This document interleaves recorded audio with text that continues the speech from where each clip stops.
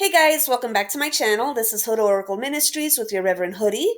I wanted to talk a little bit about the evil eye.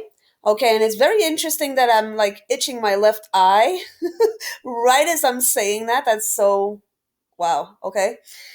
I wanted to do some research into this whole evil eye thing and just a little background.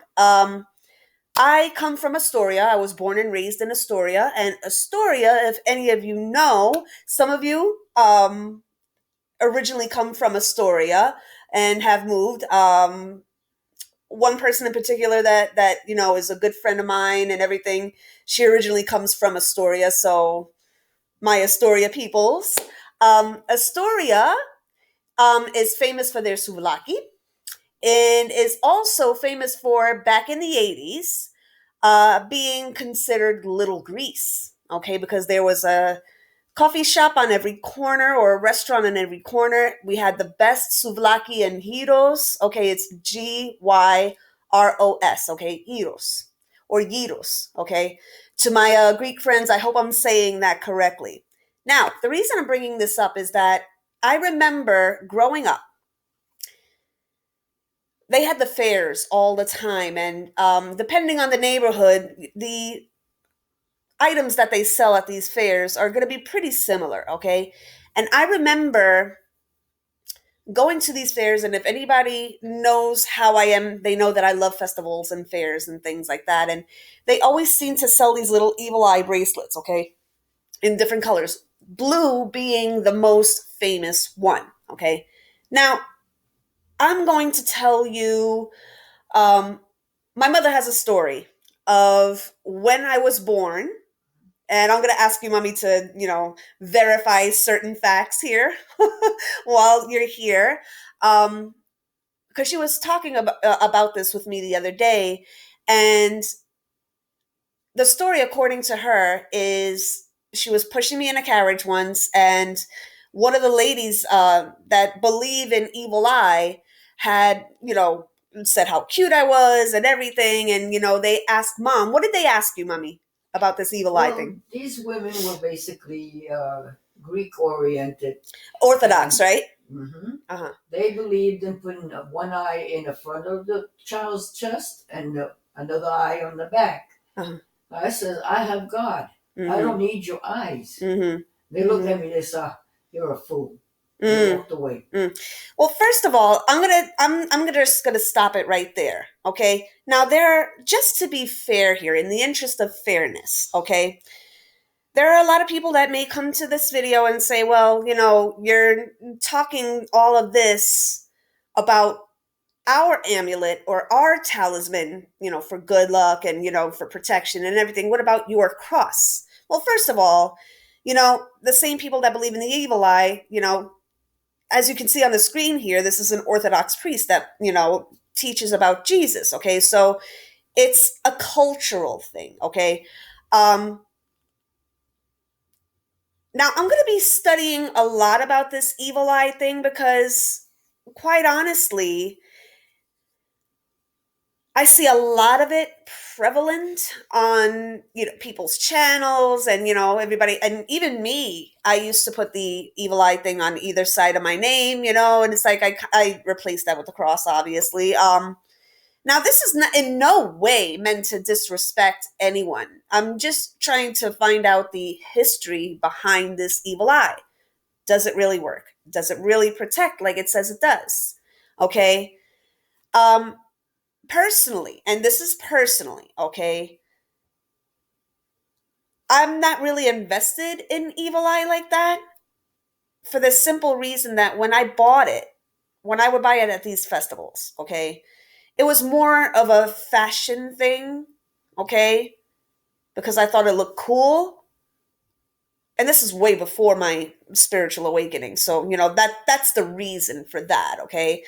And even then, I kind of knew what it was all about. Again, being from an area that's considered Little Greece, okay, um, that was heavy, heavy, heavy part of the neighborhood, okay? It's like where the neighborhood that you live in, wherever that is, you're going to have a lot of cultural um, identifiers, okay? This evil eye being one of them. And I would see it on earrings and bracelets, the little stretchy bracelets. And they had so many of them. They would sell them for $1 a piece. And I'm going to tell you personally, and I'm going to tell you just, this is just personal, okay? So, I don't want anybody being insulted. It's not my attempt at insulting anybody. I never really felt the protective effects of that. It's just, it didn't seem like it was really doing anything. For me, and they had different colors. It just didn't seem like it was doing anything. Okay.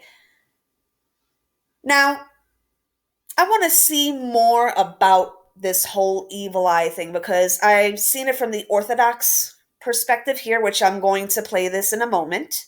And he's going to get into, his name is Father Ted Pareskevopoulos. Okay. Um, to all of my Greek friends, Dikanis, um, which I do believe means hi or hello or how are you? All of my Greek friends, just you have to forgive me if the accent is not the right way, but let's just take a sip of coffee on that one. Now, I've also seen this in the Arabic sector with the evil eye, but they call it something different. Okay, so you know, I thought that this would be a good opportunity to really look at this and to really do the research into it so that, we can all be educated on where it comes from, what the belief system is, what the myths are. And I feel seeing this from the perspective of a Orthodox priest would be very, very helpful. Okay, so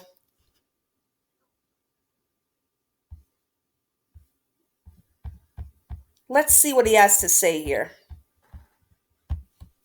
Orthodox priests, because we deal with this all the time. It is one of those issues where it is so deeply embedded in so many Orthodox cultures, and yet it is also one of the things that is most misunderstood about where it comes from, what we actually believe, and what has been passed down through different village traditions. So I'm going to try and lay it out for all of you just a little bit. It is a little bit complex. I'll try to separate what is fact from myth, and hopefully, we can move forward understanding this very kind of controversial teaching within the church. So I'm going to give you the facts first before I give you the myths.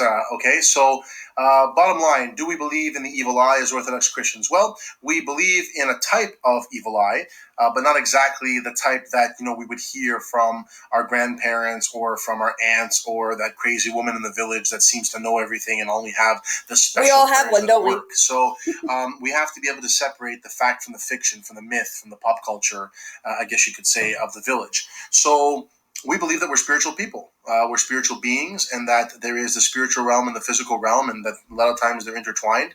And so, having said that, when we look at the lives of the saints, people who are holy, we know that they have seen visions. We know that through prayer and through inner reflection, they have been granted to see different things, such as angels, the Virgin Mary, Christ himself, different other saints who have kind of appeared to different holy people and given messages. And so, it is true that we try to commune with God. We try to commune with the saints. We try to have a spiritual connection to these people. Having said that, of course, if we believe in the saints and in angels and that part of the spiritual world, we have to understand that there's also the other aspect of the spiritual world, which is the demonic realm. And demons are around as well. And if there are holy people in the world who can converse and commune with holy ones who are in the spiritual world, then of course there are also people who can work evil, people who dedicate themselves to evil things, to evil thoughts, who can also commune with evil things, evil spirits, such as demons. And so it is not beyond the belief of the Orthodox Church. It wouldn't be illogical to say that there can be people who try to work evil acts within the world with the help of evil spiritual powers. And so this idea of the evil eye, of wishing hateful things on somebody, either through jealousy or because of ambition or because we hate that person.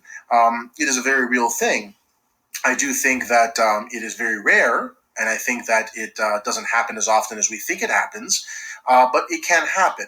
And so there are things that we can do during those times when we feel that we are being attacked spiritually by. And this is where I wanted to interject just for a little bit. You know, he's leading into saying that we don't want to let superstition overtake our lives, okay? Now, we all have our superstitions. Like us Hispanics, we have a superstition that if somebody passes a broom over your feet, you won't get married, okay? And believe me, I'm sure all of you have the superstitions in your own cultures as well. Leave them in the comments, and I'll do my research into that as well. I am going to post this on my other channel as well, so that as many people as possible can see this. I think this is an interesting topic to study. So, what this gentleman says is very, very interesting as to the thought processes behind evil eye. Okay, so let's continue. By demonic forces or by other people in league with demonic forces. Again, I stress that this is not happening all the time or that it's happening as often as many people would make it out to be. But I think that it does. Notice what he says, and this is coming from a Catholic. Well, no, he's not Catholic. He's Orthodox priest. Okay, so again, to let that take over your life and let its superstition take over your life, it kind of imprisons you. Okay. Yes, we should protect ourselves, especially those in the spiritual community that do what I do. You know, all of you as well, because with more information, whoever doesn't want you to have that information, they don't like that you're getting that information, because information is power, right? But we really have to be careful that we don't allow a superstition to rule over every aspect of our lives, okay? Because we can become prisoners of it, okay? Let's continue. Happen sometimes, and that there are certain things that the church does prescribe that we can actually do, legitimately do, from an Orthodox point of view. Okay, so let's take a look at the myths for the evil eye. There are quite a few of them, so I've actually separated them into three sections. The first one is that the myths that surround the causes of the evil eye. The second that I'm going to talk about is myths surrounding identifying the evil eye. And the third that I'm going to explore is warding off the evil eye. So there's that many of them, and we're going to take them one at a time. So the first group of myths revolve around who can give the evil eye, and these are some strange ones. So I've heard different ones. For example, that people born on a Saturday are more prone to give the evil eye to other people, even inadvertently. People who have blue eyes are much more likely to be able to give the evil eye and more effectively than people with dark eyes. Sometimes people with lighter hair than people with darker hair.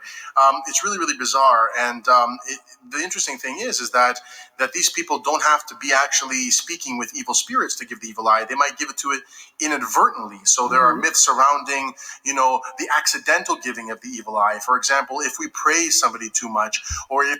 That's one thing that I wanted to bring up, because when you give too much praise to somebody, you're essentially idolizing them, okay?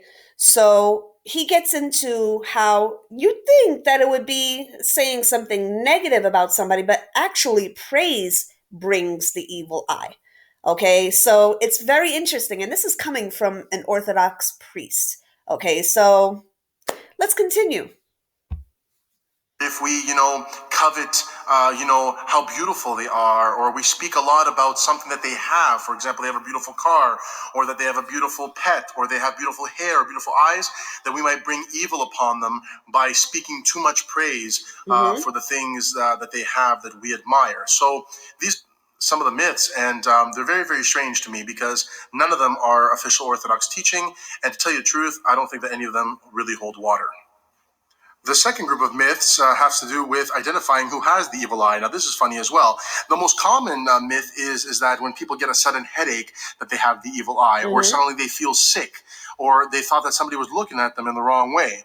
And so this is usually when people think it. But in order to test the theory, some of the village traditions that are out there is that if somebody starts yawning, then they have the evil eye, or somebody says that if they take a cup of water and they drop a little bit of oil into it, if that oil disperses, which is against the laws of physics, then the person has the evil eye. If the oil stays kind of floating on the water like it usually does, and the person doesn't have the evil eye. So that's some of the traditions that they have in identifying. And usually the person who identifies is usually an elder, somebody in the community that people know and they trust and has experience with these kind of things, and that they go to them and find out if they get kind of an evil eye vibe from you, and then you know that you have the evil eye. So that's kind of what people say when they're trying to identify it. But usually it is feeling sick or feeling nauseous or having a headache, kind of. Which can be the culprit of many, many things. You may have eaten something that didn't agree with you, that was spoiled, or you didn't check the date. A headache may be that you're hungry. There's hunger headaches. Okay. There's low sugar headaches. I get them all the time. Not everything is through the evil eye. Let's not get crazy about things, guys. Okay. It's like, you're going to drive yourself into the loony bin. Okay. It's like, come on, guys. It's this kind of, uh, preconceived notions through these superstitions. Okay. That can really have you worrying about everything, and every pop and crack in your house, you'll be looking over your shoulder. What was that? What was that? Let's calm down. Calm down. You got a headache because you need to eat or you need water. Okay? That's not always. It's not always. Now, I'm not saying to be a sitting duck. Okay? That's not what I'm saying at all. But don't get nutty about it. Okay? It's like, I see some people that think that, every little, you know, thing that happens to them is because of evil eye. Calm down. You're not that special. Calm down. Out of the blue, I guess you could say, and that is the most telltale sign of getting the evil eye. So the last part of our myths has to do with warding off of the evil eye. So this one is what drives most priests a little crazy. The most popular, kind of way of driving away the evil eye is the blue eye. Now, the blue eye is usually this little glass bead that can be pinned on people. Sometimes it's on the end of a string. Sometimes it's on a bracelet That's or a the one that they necklace. used to sell. And heaven forbid, sometimes it's embedded even in an Orthodox cross in the middle, or hanging on the same I don't agree with same that. chain as. Yeah, I don't agree with that. Don't blend the two. Please don't blend the two. An Orthodox cross, and apparently this blue bead. Whoops, slip there. Was that really a slip? Was that really a slip? Was that a Freudian slip? Gotcha. Is the evil eye really protecting? This is why I looked for this, okay? Does it really protect? Or are you expecting it to because of what it represents? Okay, let's continue. We caught that slip there. Is meant to ward off the evil eye. The reality is that the evil eye, in this sense, this blue eye, has actually been filtered through from us, from the Persians through the Turks, into our culture. It's not Orthodox at all, and I would say that it's actually a pagan practice. The blue eye, also sometimes the blue hand, which you will find in Israel and other places in the Middle East, really are the same thing. It's a type of amulet that's supposed to ward off evil. And so these are things that we see a lot of times. Sometimes we see it in baptisms, and the priests try to tell the parents, don't pin these things on your children. Your children should only be wearing one symbol, and that is the Holy Cross. The Holy Cross should be around our neck at all times. That is the only thing we need. That is the only symbol. And did you notice? Did you notice with that cross? Now, I'm going to tell you something. I celebrate both Easters. The traditional one under, because uh Christmas? no, not Christmas, honey. The Easter. You know how there's a Catholic Easter or Christian Easter, okay, and there's also an Orthodox Easter. Mhm. We celebrate both because my mom is Orthodox. Okay, she's Orthodox, so she celebrates it maybe like a week after Yeah. Easter. Yeah, Same thing with Christmas. yeah, Week after January. yeah. So there's an Orthodox version of Christmas too. So, my mom is a wealth of information with this. It's like I clear things with her before I do any research over here, because she's, you know, a living, breathing wealth of information here. She's like an encyclopedia. So thank you, Hi. mommy. Thank you, baby. You're welcome. So let's continue. All right. All right. Symbol of strength and of our faith. We do not need any other type of amulets to ward off evil. And so I would say that we should stay away from that. And it is definitely not orthodox. I would say that it's even damaging to us because we are putting our faith into other things that are not Christian. So we have the blue eye, the little glass eye. Also, the other very popular thing is the what we call in Greek the xematiasma, which is the taking away of the evil eye by somebody else, usually an old lady, but sometimes an old man, who know a type of secret prayer that they were taught by somebody else. And just like we said in our preamble, that usually that prayer has to be taught in secret. It has to be taught by somebody of the opposite sex, and you can't tell anybody about it, or else you lose your power to xematiasi people, to drive away the evil eye. And so people go to these people, and they say some type of prayer under their breath. They usually yawn while they're doing it, and they'll make the sign of the cross over the person, and they say that that person has been cured of the evil eye. Again, it is not bad to pray for people.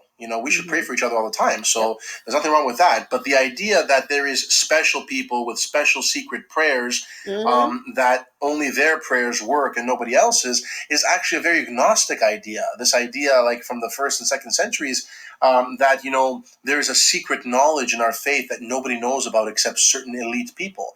This is something that is rejected by the Orthodox Church, and it's very, very dangerous. And so we should be very careful about kind of looking at these things, because we make people out to be types of Orthodox witch doctors, I guess you could say, and we have to go to them just for prayers, and the prayers are seen as something magical to kind of ward off something that is temporarily happening to us. So we have the blue glass eye, we have the xematiasma, the secret prayers that only somebody can do in the village or somebody in the community can do.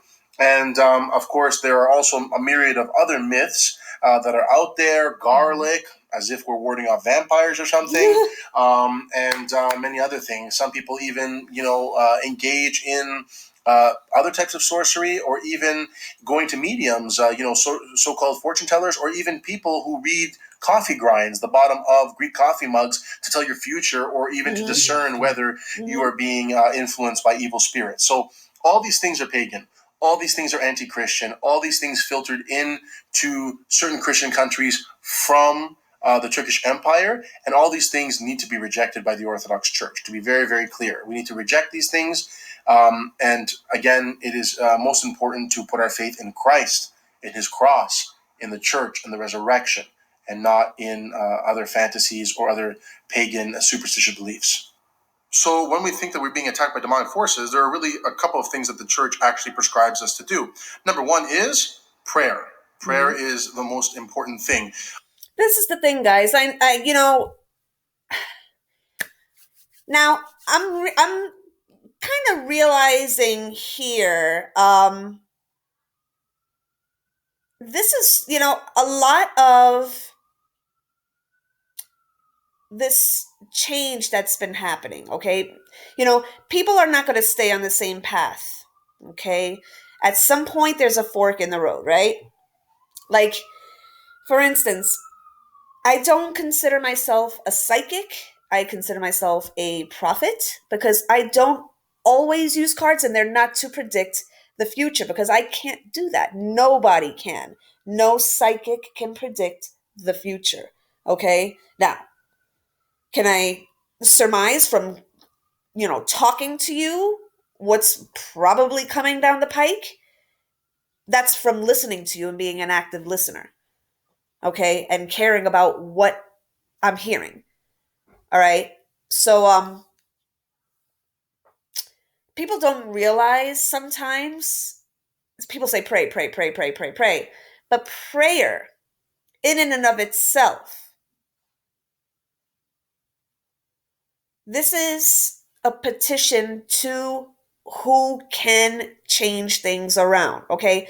When you attempt to do it yourself, inadvertently, you're going to fuck it up, okay? You can follow the spell recipe down to the letter.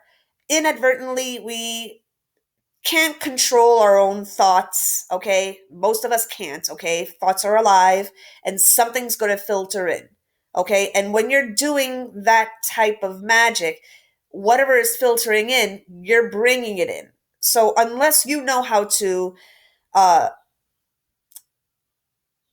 cancel all thoughts but your own, how do you know, first of all, which thoughts are your own, being that thoughts are alive and are passing through your consciousness all the time, okay?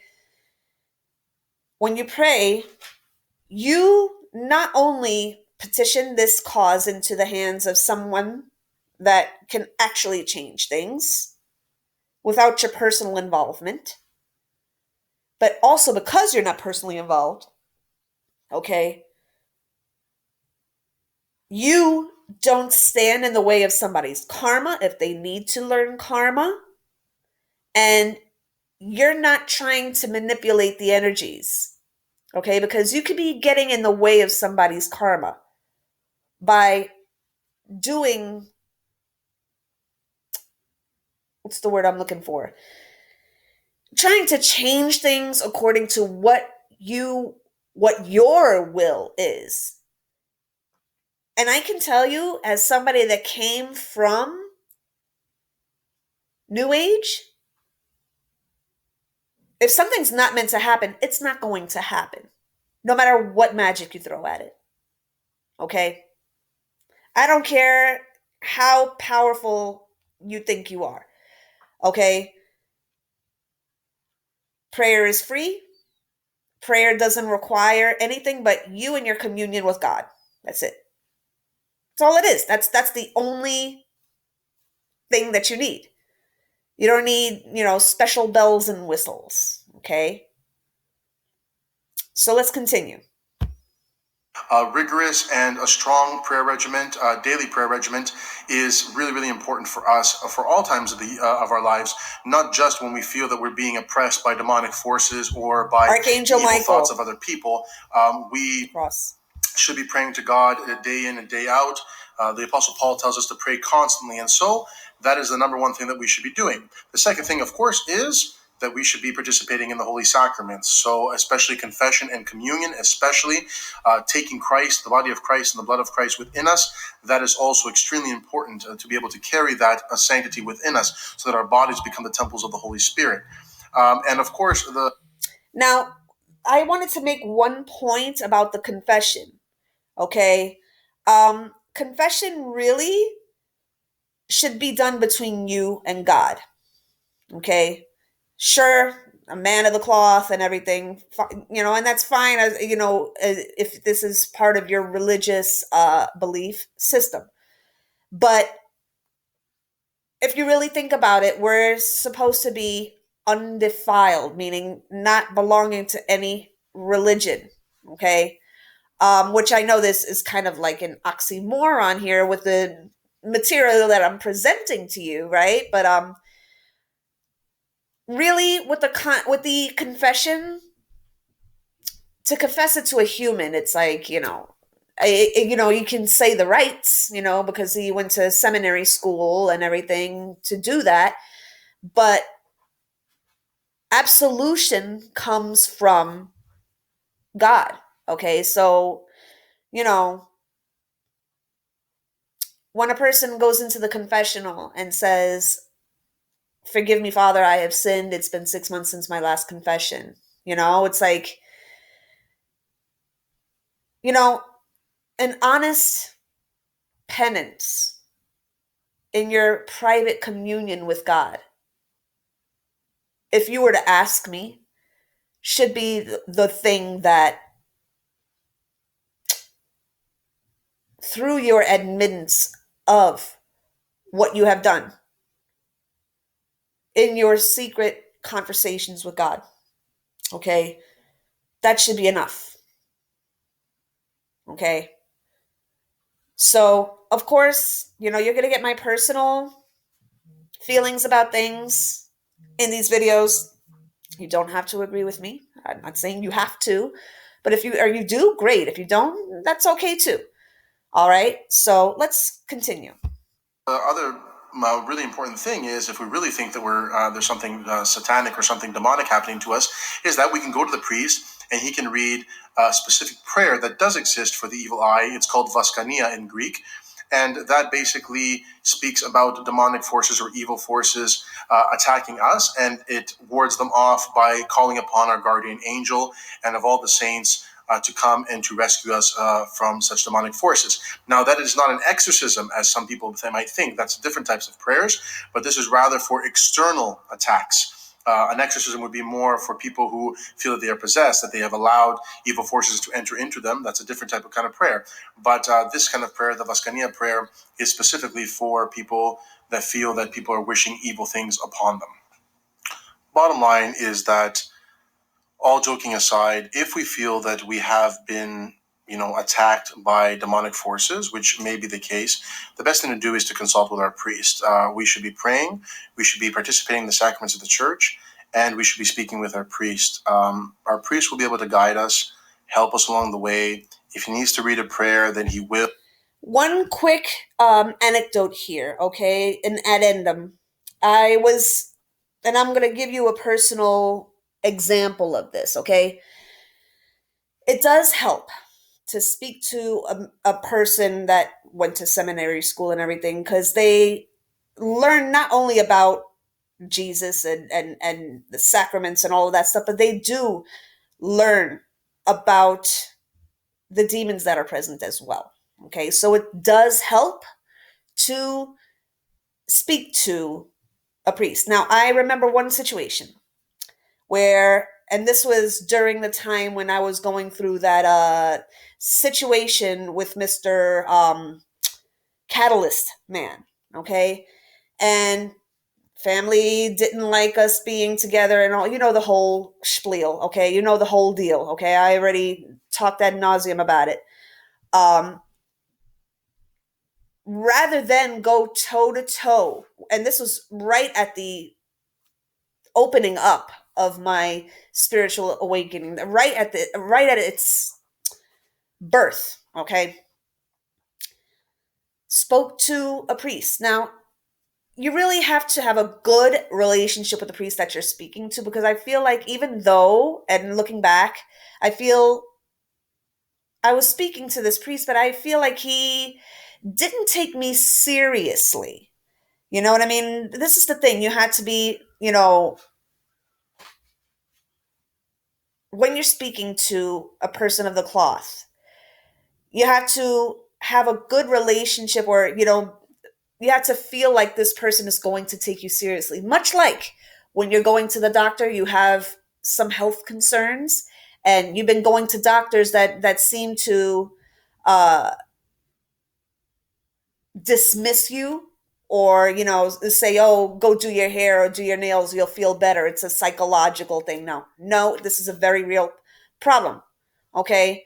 um to reference how people don't take things seriously, there was an episode of the Golden Girls where Dorothy, okay, she didn't know that she had chronic fatigue syndrome, okay, which is a real illness. She was sick all the time, had very weak muscles, that kind of thing, okay? And none of the doctors took her seriously until she went to one doctor, and he finally discovered through blood tests and everything that she had this chronic fatigue syndrome. And even when you're diagnosed with something, at least you know what you're working with, what you're working to cure yourself of or to treat on a long-term basis, but you need to be taken seriously. Same thing applies to people in the spiritual work, okay?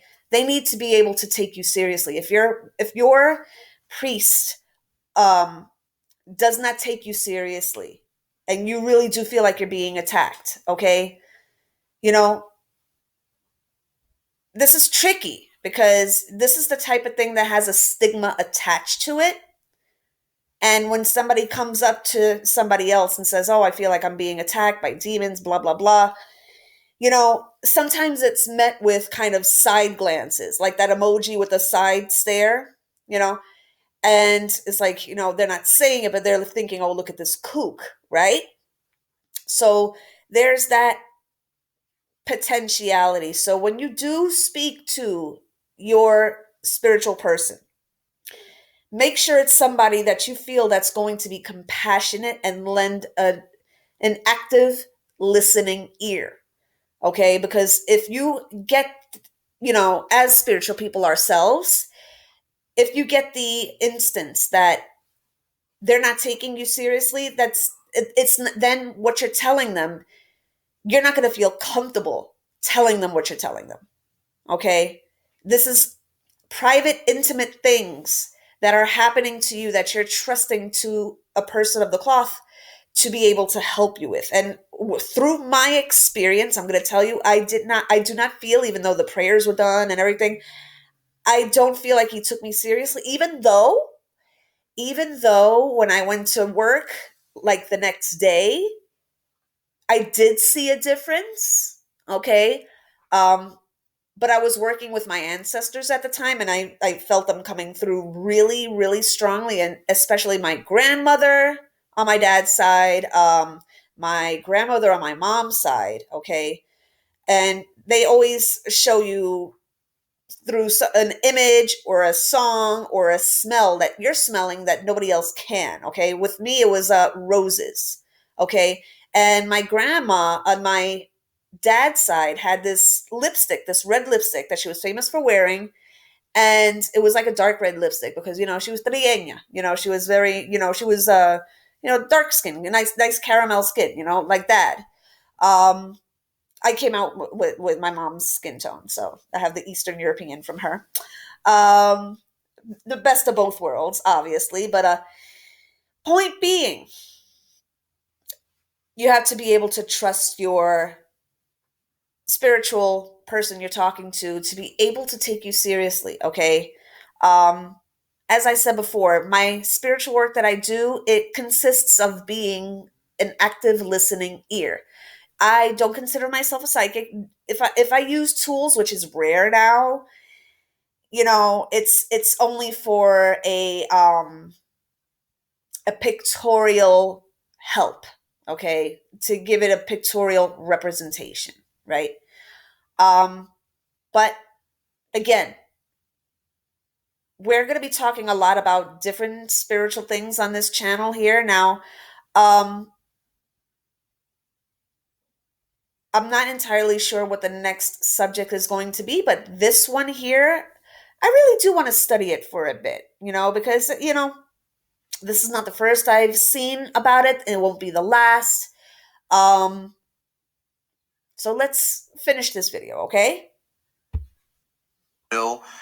Sometimes there may be other issues in our lives that are causing certain behavior or certain symptoms, spiritual symptoms, or even psychological symptoms to manifest themselves. And it is important that we get the proper guidance when we are trying to discern such things. Right? One other thing here, okay? And I'm going to tell you, as a spiritual person myself that does prophesy, this is the point that he's trying to make, okay? There are workers out there that will make money off of people that assume that they are being attacked. Now, I'm not saying that you're not, okay? A person can definitely tell when they are being attacked, but the whole point of this video with the evil eye is to not let it get to you to the point where it takes over every aspect of your life. It's everything that you are at some point, okay? There are evil people out there. There is a devil. There is a devil, okay? But I don't want you to, because you feel like you're being attacked, the first thing that we're going to want to do is to fight back. And the first thing that you should do is pray, because those demons are not expecting you to pray.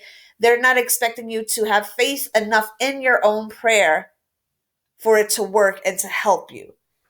So you don't want the spiritual worker wolves to sniff you out, okay? When a little scratch is done, they'll sniff the blood like a bunch of vampires, and first thing they want to do is sell you a limpia, or sell you, some kind of, $5,000 cleanse that, it's a bunch of bullshit. Okay. So that being said, let's finish this video out. Running around to different people, a lot of people have different opinions, and there's a lot of controversy out there. There are a lot of mythologies. There are a lot of superstitions. A lot of times people may take a legitimately spiritual problem and actually make it worse by delving into practices and other beliefs that may be very, very dangerous from an Orthodox point of view. And so in the end, the best is to go to your church, stay close to your church, stay close to the body of Christ, keep your cross around your neck, make sure that you do your prayers every day. Stay away from the bad things, stay away from evil images, from things that are disturbing, things that can get into your soul. And don't worry so much about, getting instant headaches or, getting sick all of a sudden. They might just be physiological phenomenon. And if you think that it's something more, if you're seeing a pattern in your life, then again, as I would say, you go speak to your priest. But in the end, the evil eye is something that many people find themselves preoccupied with, because usually they are afraid. There's a fear in their lives about something, and they need to kind of fixate on a certain thing that will explain it all away. Instead of learning more about their faith, they usually... Listen to what he just said. They fixate on it.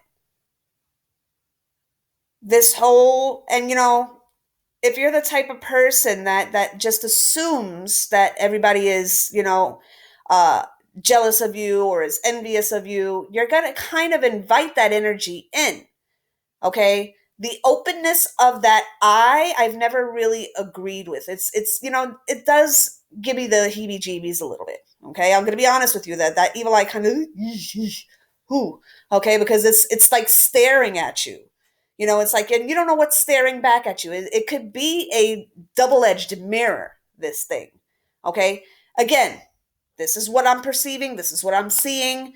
Not everybody has to agree with me. Not everybody will agree with me. Okay. It's not necessary to always agree with everything I say, obviously. Okay. But if you think about it, in this attempt to protect yourself, and you go overkill with it. Okay. It's like it's taken over your life in every aspect of your life. Are you really protected at that point with this evil eye thing? Or are you actually making things worse by inviting it in? Because you're assuming that people would want to harm you. Okay, so you kind of invite that energy in, by constantly saying people are jealous and envious. You're manifesting it. You're manifesting it. What you concentrate on, you bring in. If you're constantly saying, fuck my haters and fuck this and fuck that, and it's like, you're envious, you're jealous, you're envious. If those are the only two words that permeate your vocabulary, you're inviting that energy in. You're inviting it in. Okay, so don't get nutty about it. It's like, people are going to dislike you for whatever reason. It's like you can really wipe it where the sun don't shine. You know what I mean? It's like, not everybody has to like you. Not everybody has to like you. And that's the truth. Not everybody has to like you. Okay? Because whether you give them a reason to or not, people are going to find their own reasons to like you or dislike you. Okay? And that's their prerogative, really. Okay? There are people that hate me. It's your prerogative to either love me or hate me. Either way, I'm still going to wake up in the morning. Okay? So let's finish up here. Place their faith in superstitions. And this is definitely something we don't want to do as Orthodox Christians. So I hope I answered the question as best that I could. It is a complex question. but also there are so many different traditions and so many different cultures in so many different Orthodox countries where we see things like this. And it is really important to kind of cut through all of that and to focus on Christ, who is our Lord and our Savior, and who is the only one that can deliver us from the demonic attacks. Until next time, don't forget to like and subscribe. This is Father Ted for Father Ted Talks. Alrighty, so I hope you guys enjoyed this, and please don't be a stranger. If you like my content, please like, share, and subscribe. Find me on my other channel at the hoodoracle. I will see you over there. So take care, everybody, and God bless.